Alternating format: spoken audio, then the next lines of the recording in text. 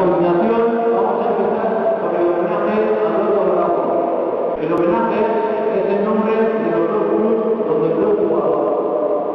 Lehenik eta behin, familia jasoko dugu aurrezko batekin. Para empezar, recibimos a la familia